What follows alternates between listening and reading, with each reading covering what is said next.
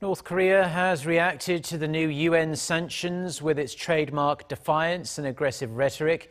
It's vowing to keep developing its nuclear weapons and to retaliate against its old foe, the United States. Kwon Jang-ho with the details.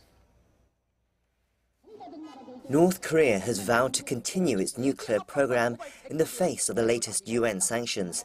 In several statements released on its state media outlets on Monday and Tuesday, Pyongyang slammed the new UN resolution, describing it as a criminal and illegal document led by the US.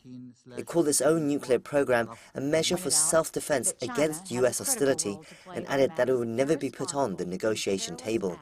The regime also vowed to retaliate against Washington and that the US mainland was no longer a safe haven despite being on the other side of the Pacific Ocean.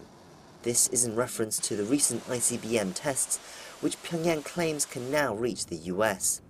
Several statements also took aim at South Korea, accusing Seoul of being a dog of the US and that its support of the sanctions was a betrayal, sacrificing their compatriots.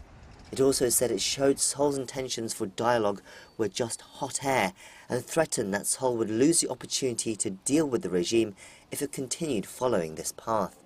Pyongyang's foreign minister is also said to have repeated the regime's sentiments during a meeting with his counterparts at the ASEAN Regional Forum on Monday, according to a transcript of his speech provided by the delegation's spokesperson. We have explained that unless the US stops its hostility and nuclear threat towards North Korea, our nuclear and ballistic missile program will never be up for negotiation. We will never yield in the path that we have chosen to strengthen our nuclear capability.